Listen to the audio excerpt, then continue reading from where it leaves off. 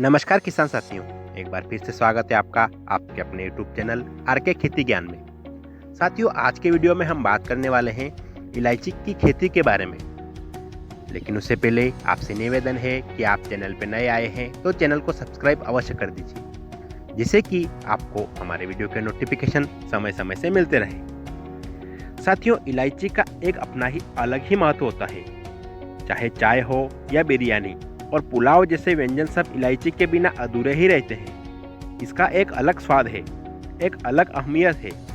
हम सब रोज इलायची का सेवन करते हैं, पर क्या आपको मालूम है इसकी खेती कैसे करते हैं?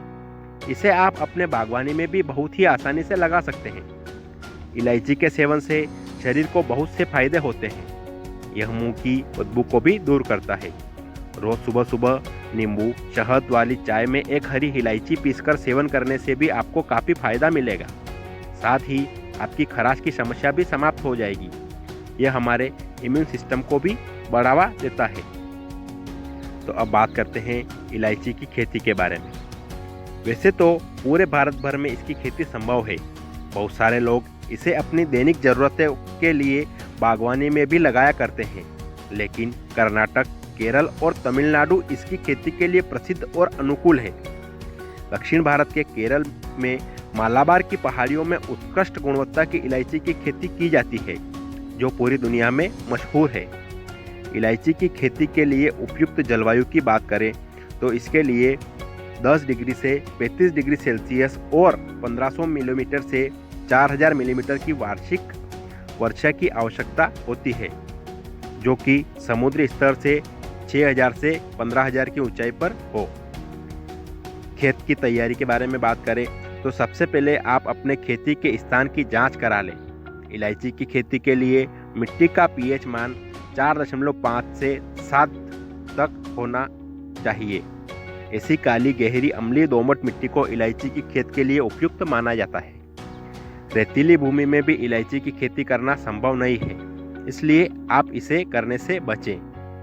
इसकी खेती के लिए खाद के रूप में आप नीम की खली का प्रयोग कर सकते हैं। मुर्गी के द्वारा उत्पन्न खाद का भी इस्तेमाल किया जा सकता है। खाद को अगर तेज गर्मी के दिनों में खेत में मिलाएं तो यह बहुत ही अच्छी प्रक्रिया हो सकती है। इसलिए कोशिश करें कि मई से जून के समय खाद को खेत में मिलाएं। अब बात करते हैं बीज कहाँ से खरीदें। खेती के लिए सबसे उपयुक्त बीज का ही चुनाव करें। इसको खरीदने के लिए आप सरकारी संस्थान से संपर्क कर सकते हैं।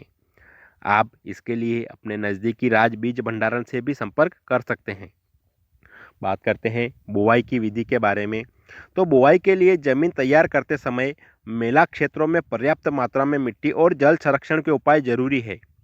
कम वर्षा वाले क्षेत्रों, विकर्ण रोपण में ढलानों पर में खाइयों में रोपण और मिट्टी और जल संरक्षण में मदद मिलेगी। बात करते हैं सिंचाई की विधि के बारे में। तो सिंचाई के लिए सबसे ध्यानपूर्वक तरीके से आप किसी को भी नियुक्त कर सकते हैं। इसकी सिंचाई के लिए आप मौसम के अनुकूल जा सकते हैं।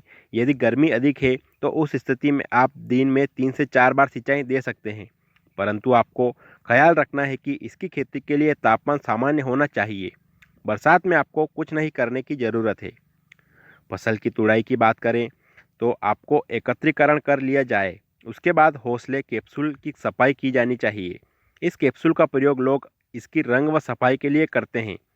तुड़ाई के बाद सबसे अहम होता है इसको सुखाना, जिसके लिए 2 तरीके हो सकते हैं, धूप में सुखाना और पट्टी बनाकर सुखाना।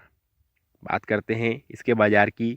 तो इलायची की फसल को बेचना बहुत ही आसान होता है, क्योंकि ये एक अत्यधिक मांग वाली फसल है जिसे आप आसानी से कहीं भी बेच सकते हैं।